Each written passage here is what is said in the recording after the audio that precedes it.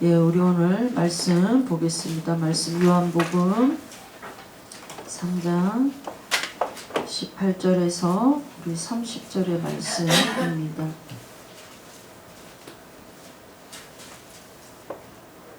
네. 3장 18절에서 우리 30절의 말씀. 우리 다 같이 합독하도록 하겠습니다.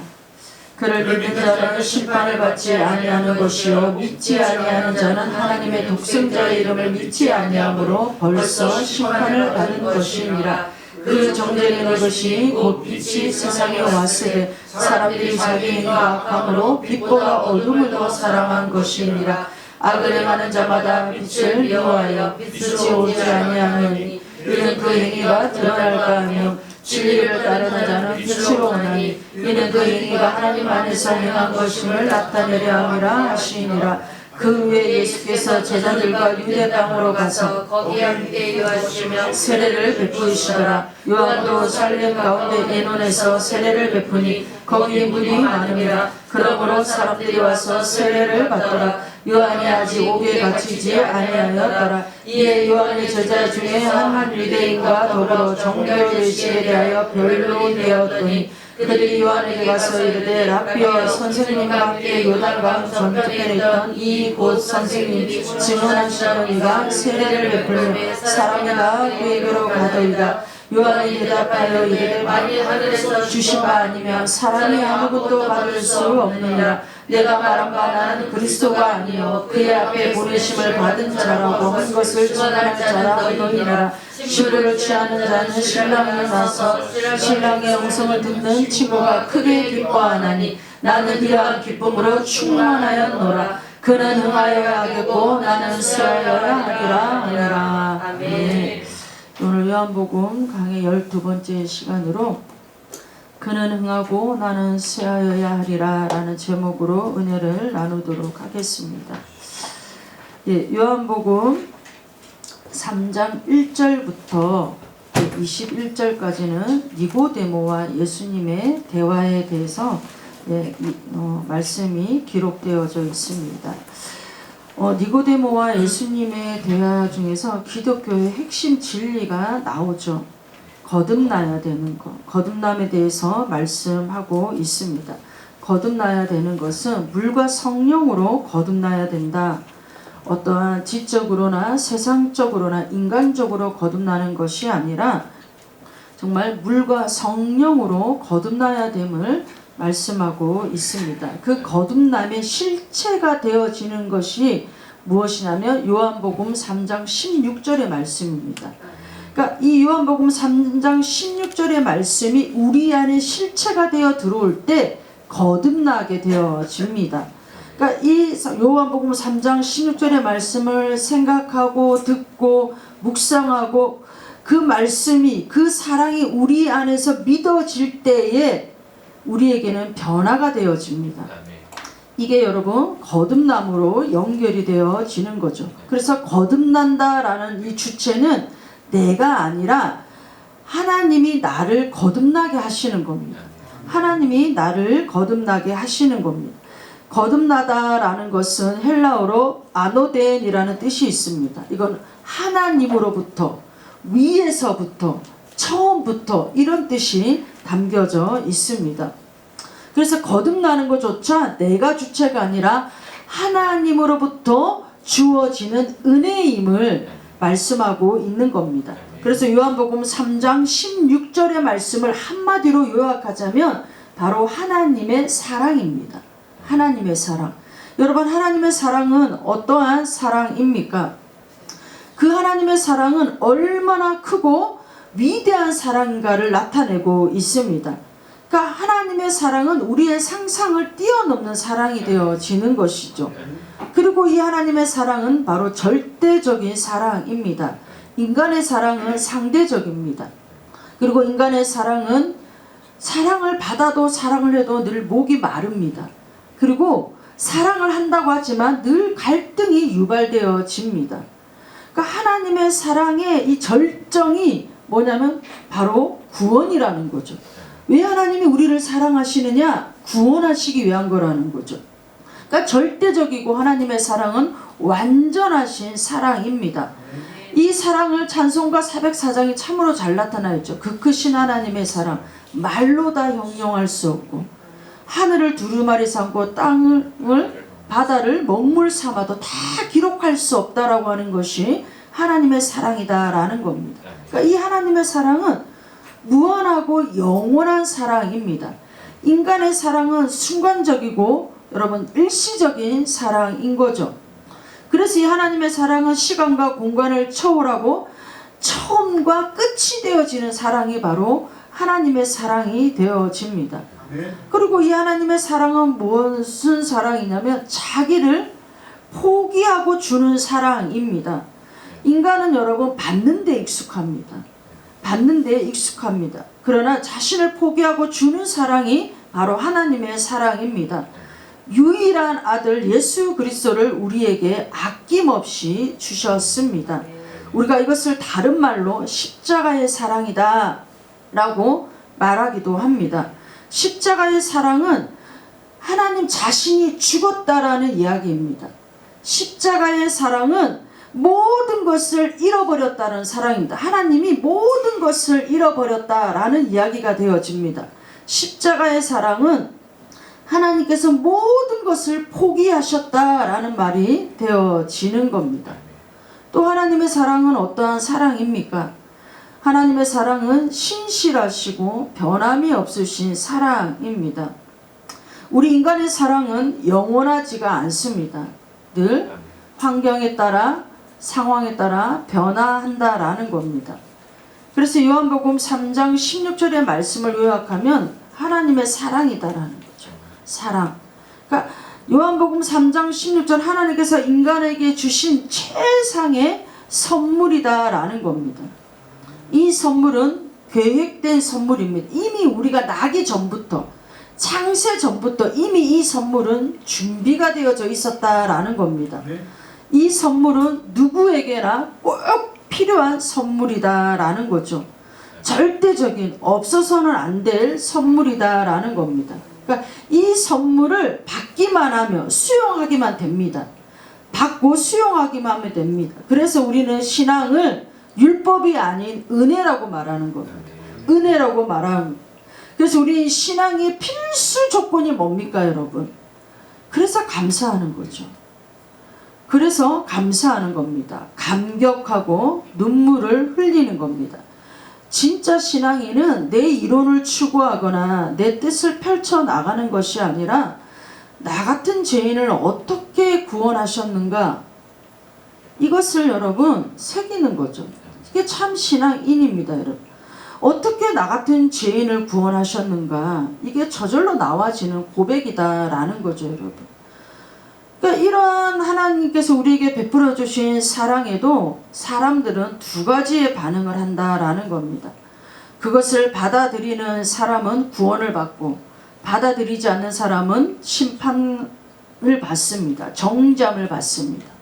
우리는 이것을 받아들이는 사람을 믿음의 사람이라고 이야기하고 받아들이지 않는 사람을 믿지 않는 사람이라고 말을 합니다. 그러니까 하나님께서 왜 우리에게 이런 사랑을 베푸시고 그 사랑하는 유일한 그 아들을 우리에게 주셨냐? 예수님이 이 땅에 오신 목적이 무엇이냐? 바로 17절에 잘 기록이 되어져 있습니다. 하나님이 그 아들을 세상에 보내신 것은 세상을 심판하려 하심이 아니요 그로 말미암아 세상이 구원을 받게 하려 하심이라. 하나님의 목적은 우리를 심판하고 정죄하는 것이 목적이 아니라 구원을 받게 하기 위해서 그 아들을 보내어 주셨다라는 겁니다. 근데 여러분 18절에 보면 그를 믿는 자는 심판을 받지 아니하는 것이요 믿지 아니하는 자는 하나님의 독생자의 이름을 믿지 아니하므로 벌써 심판을 받은 것이니라. 그러니까 독생자의 이름을 믿지 않는 것. 우리가 예수 이름을 모르는 사람이 누가 있습니까 여러분? 우리가 아까 시편 91편에도 하나님의 이름을 안즉 내가 그를 높이리라고 되어져 있는 것처럼 이름은 여러분 그 사람의 인격을 나타내는 겁니다. 그냥 내가 예수 이렇게 이름을 외친다고 되는 게 아니라 그 독생자의 인격, 그 독생자의 인격을 믿는 것. 그것이 바로 여러분 이 믿음의 사람인 거죠. 그 인격을 믿는 사람이 구원받은 사람이고 믿지 않은 사람은 심판을 받고 정죄함을 받는다라는 겁니다. 그러니까 그 심판과 정죄의 근거가 뭐냐? 그게 바로 19절에 기록이 되어져 있습니다. 그 정죄는 이것이니 그 심판은 이것이니 곧 빛이 세상에 왔을 때 사람들이 자기 행위가 악함으로 빛보다 어둠을 더 사랑한 것이니라. 빛이 세상에 왔는데 사람이 자기 행위가 악함으로 말미암아 빛보다 어둠을 더 사랑하더라라는 거죠. 이게 여러분 정죄함의 근거가 되어지는 겁니다. 우리 요한복음 1장 4절과 5절에 보면 예수님께서는 그 안에 생명이 있었으니 이 생명은 사람들의 빛이라. 빛이 어둠의 빛이 돼 어둠이 깨닫지를 못하더라. 침례 요한이 왜 등장했습니까?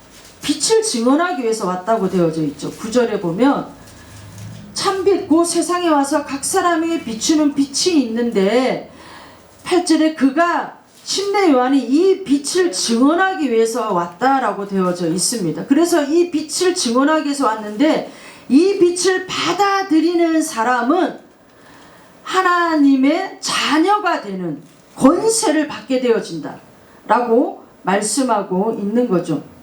그러니까 여러분 이게 무슨 말씀이냐면 하나님이 우리를 만드셨잖아요. 하나님이 우리를 만드셨는데 만든 주인을 알아보지 못한다고 말씀하고 있는 거예요. 하나님이 우리를 만드셨는데 그 만든 주인을 알아보지 못하는 거. 그러니까 사람들이 이것을 여러분 빛보다 어둠을 더 사랑하고 있는 거죠.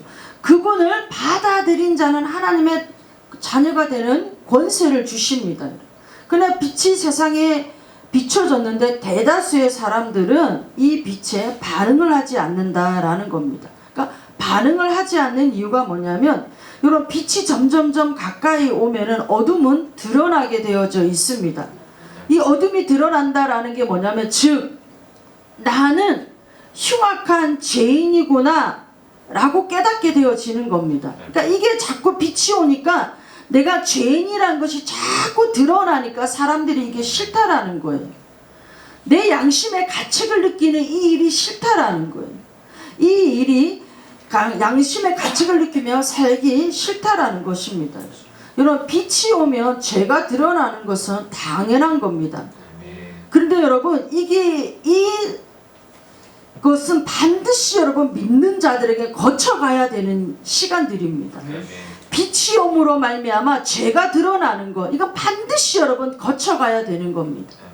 그리고 우리의 양심은 가책을 받아야 됩니다. 이 시간들이 여러분 우리에게 필요합니다. 그것 때문에 우리가 괴로워하고 그것 때문에 우리가 아파하고 그것 때문에 정말 우리가 힘들어하는 이것 내가 정말 죄인 중에 죄인인데 이것을 내가 어떻게 극복할 수 있을까라는 이런 아픔의 시간들이 우리에게는 반드시 있어야 된다라는 거예요. 이런 우리가 고민과 고통과 번뇌가 있을 때 무엇이 임하냐면 하나님의 은혜가 임하게 되어지는 겁니다. 여러분. 그래서 여러분 그런데 사람들은 그 빛이 싫어서 계속 악에 머무르려 한다라는 것이죠. 여러분. 그러니까 사람들은 보통 그렇습니다. 정말 내가 뭐 살인을 한 것도 아니고 남의 것을 훔친 것도 아니고 특별히 뭐 악하게 살아온 것도 아니고 그러니까 세상 가운데 나름 뭐 선하게 살고 도덕적으로 살고 그렇게 남에게 피해주고 살지 않았는데 내가 무슨 죄인이란 말인가. 여러분 그래서 사람이 자기가 죄인이라는 것을 깨닫는 게 참으로 어렵습니다. 차라리 여러분 아주 흉악한 죄인은 자기가 죄인이라는 걸 깨닫는 게 굉장히 쉽습니다. 오히려 이런 사람들은 더 빨리 깨어지고 더 큰 은혜를 받습니다. 그런 나름 자기가 착하다고 정직하다고 나름 자신이 정말 괜찮다고 생각하는 사람은 참 깨어지기가 힘든 겁니다. 여러분 내가 무슨 죄인이야. 그러니까 그냥 교회에서 우리는 죄인입니다 죄인입니다 그러니까 그냥 죄인입니다라는 걸 그냥 인식은 하여도 정말 내 마음속 깊숙이는 그것을 인정하지 않는 거죠. 이게 여러분 사실 뭐냐면 교만입니다. 여러분. 교만입니다. 교만 때문에 그렇습니다. 그러니까 여러분 정말 누구에게나 하나님은 빛을 비추어 주시는데 뭐 큰 죄인 작은 죄인에게 뭐 따로따로 비춰주시는 게 아니에요. 우리는 똑같은 다 죄인이라는 거예요. 그래서 그 빛을 받아들이는 자는 자기가 죄인이라는 걸 철저히 깨닫고 그 깨달음에 번뇌하고 고통하는 순간 하나님의 은혜가 임하여서 그 은혜로 말미암아 우리가 거듭나게 되어지고 하나님의 사랑을 받아들이게 되어진다라는 것이죠, 여러분. 그래서 여러분 정말 하나님이 우리에게 주신 정말 은혜로운 말씀이 있는데, 저는 이 말씀이 제 심장 가운데 들어오고 나서는 정말 사람을 의지하고 또 인생을 의지하는 것이 아니라 오직 여호와 하나님만을 의지하고 사는 것이 사람의 정말 본분이구나 라는 것을 이제 깨닫게 되어진 말씀이 있습니다. 우리 이사야 2장 22절의 말씀입니다. 너희 인생을 의지하지 말라. 그의 호흡은 코에 있나니 새말 가치가 어디에 있느냐. 여러분 오늘 지금 이 시간 하나님께서 우리 코에 있는 호흡을 그냥 떼가시면 우리는 그냥 끝나는 거예요, 여러분. 끝나는 겁니다, 여러분. 이것을 막을 수 있는 사람은 아무도 없습니다. 그러니까 여러분 하나님 앞에 교만할 필요가 없는 거예요. 그 하나님이 우리가 죄인이다면 우린 죄인인 겁니다. 우리에게 하나님의 사랑이 필요하다면 우린 필요한 거예요. 그냥 하나님을 인정하면 되는 겁니다.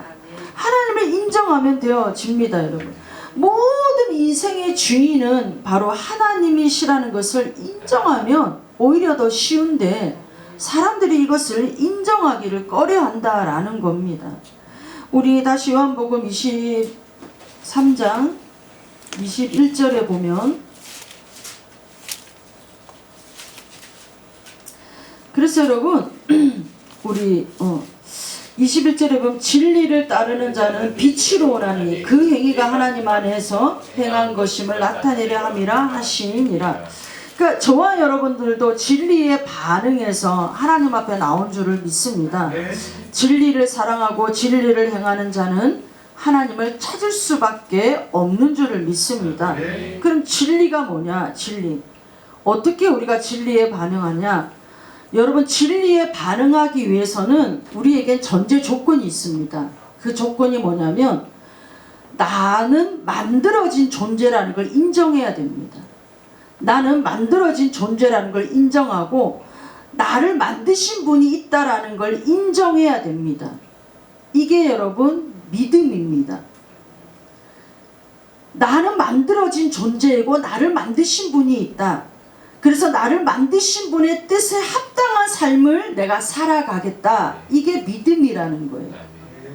그래서 여러분 죄인인 내가 그 뜻에 살도록, 죄인인 내가 만드신 그분의 뜻에 살아갈 수 있도록 우리를 인도해 주시는 분이 누구시냐면 예수님이시라는 거예요. 예수님이시라는 겁니다. 정말 내가 나를 만드신 분의 뜻대로 살아갈 수 있도록 나를 인도해 주시는 분은 예수님밖에 없구나 라고 인정하고 나아오는 게 진리에 반응하는 겁니다. 이게 여러분 진리로 행하는 겁니다. 그래서 그 진리에 행하고 진리에 반응하는 사람들의 나타나는 특징이 한 가지 있습니다. 그 특징이 무엇이냐면 바로 여러분 그는 흥하여야겠고 나는 쇠하여야 하리라. 이 고백이 나온다라는 거예요. 이 고백이 나오게 되어져 있습니다. 빛을 받아들이고 진리에 따라 살아가려고 하는 자들의 특징 중에 특징이 무엇이냐면 그 사람들에게 나타나는 현상이 어떤 현상이냐면 모든 삶의 방향이 이 방향으로 흐르고 있습니다. 그는 흥하여야겠고 나는 쇠하여야 하리라. 이 방향으로 삶이 흐르게 되어진다라는 겁니다. 예수님께서 니고데모와 그러니까 대화를 마치신 후에 유대 땅에서 침례 요한도 침례를 베풀고 예수님도 침례를 베푸는 그런 상황이 이제 되어졌습니다. 22절에 보면. 그랬더니 서로 유대 땅에서 침례를 베풀다 보니까 막 갈등이 일어나게 되어졌습니다. 그러다 보니까 여러분 25절에 보면 이에 요한의 제자 중에 한 유대인과 더불어 정결의식에 대하여 변론이 되었더니, 마가복음 7장에도 여러분 이 정결의식에 대해서 아주 잘 기록이 되어져 있는데 이 정결 예식에 대해서 이제 막 논쟁이 일어나고 있었습니다. 유대인들의 정결 예식은 어떤 특징이냐면 깨끗이 씻어야 되는 거예요. 왜냐하면 하나님은 거룩하신 분이기 때문에 그 거룩하신 하나님을 섬기려면 무조건 깨끗해져야 된다라는 게 있습니다. 그래서 그들은 씻는 걸 그렇게 여러분 아주 예식으로 갖출 정도로 그거에 아주 집착을 할 정도입니다. 그러다 보니까 이들이 600가지나 더 만들어서 어떤 때는 씻고 어떤 때는 어떻게 해야 되고 막 이런 걸 더 만들어 놨어요.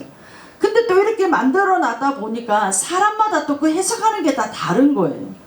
어떤 사람은 시장에 갔다 와서 씻어야 된다고, 어떤 사람은 시장에 갔다 와서 안 씻어도 된다고, 막 이렇게 또 분분해지니까 그런 이제 논쟁들이 일어나고 있을 때다라는 것을 말씀하고 있는 겁니다. 그러니까 여러분, 그러면서 이제 요한이 이제 침례를 베풀고 있는데 사람들이 막 구름대처럼 몰려왔습니다.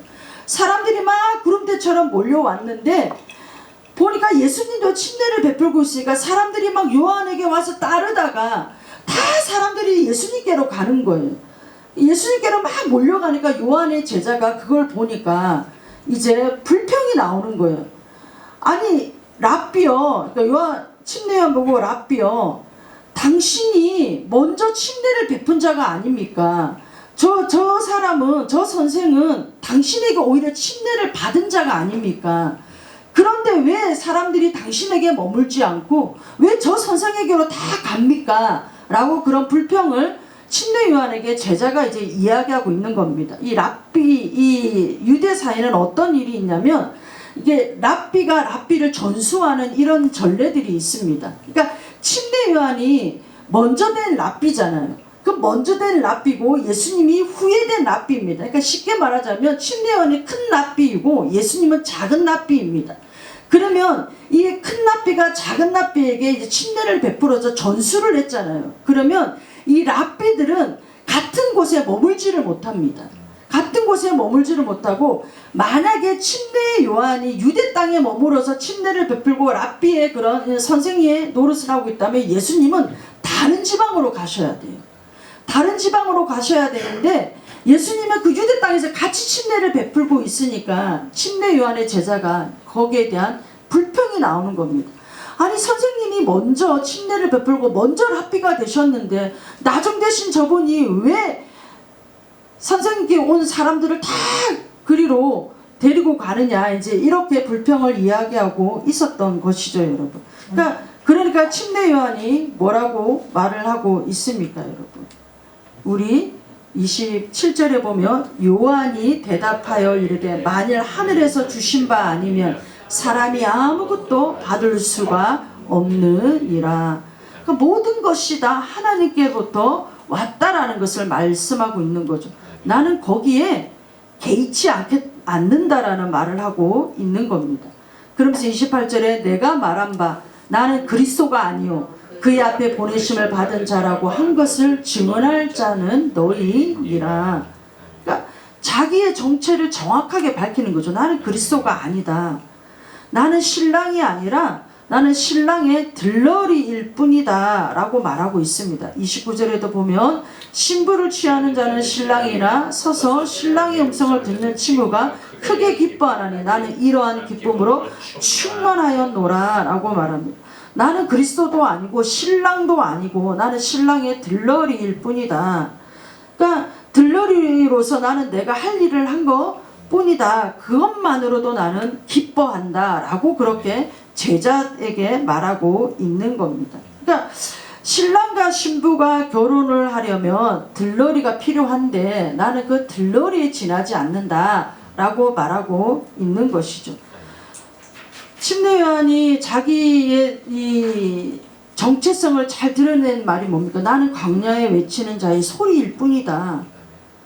그리고 그는 세상의 참빛이고 나는 그 빛을 증언하러 온 자일 뿐이다 라고 1장에 보면 자기 자신에 대해서 아주 정확하게 잘 말하고 있습니다. 그러니까 신랑과 신부의 관계는 어떠한 관계냐면 이스라엘 백성들이 출애굽했을 때에 시내산에서 하나님께서 이제 이스라엘 백성들과 언약을 맺기를 원하십니다.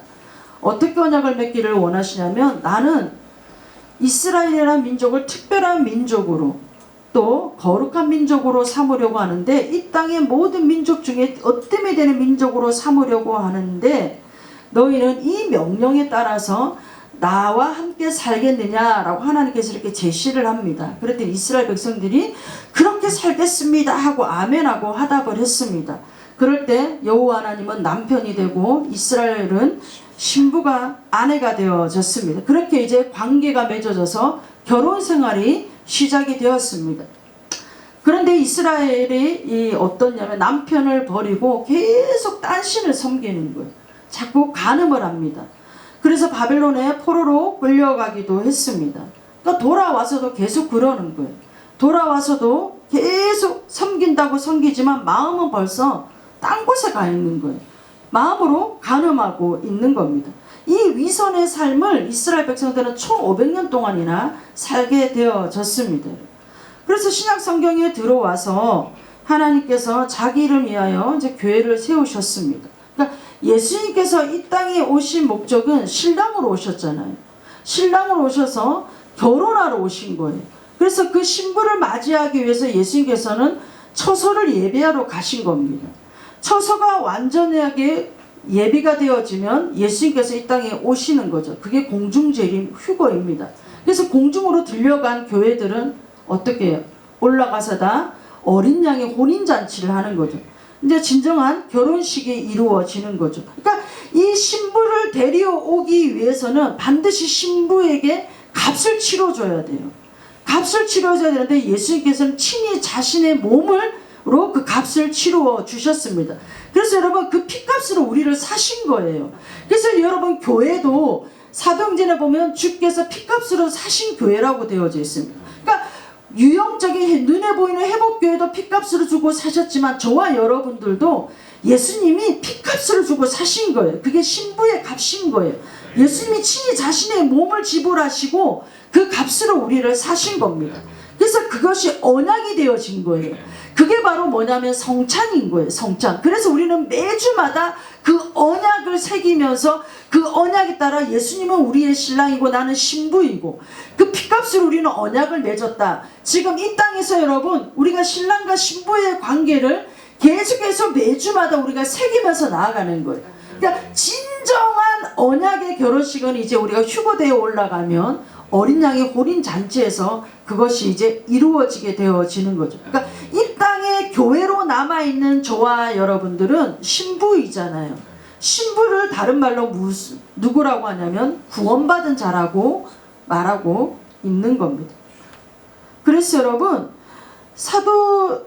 침례 요한이 자기는 신랑도 아니고 그리스도도 아니고 오로지 결혼식을 하는데 필요한 나는 들러리일 뿐이다. 그래서 나는 조금도 사람들이 그에게로 가는 것도 나는 개의치 않는다. 나는 조금도 관여하지 않는다라고 그렇게 고백하고 있는 거죠.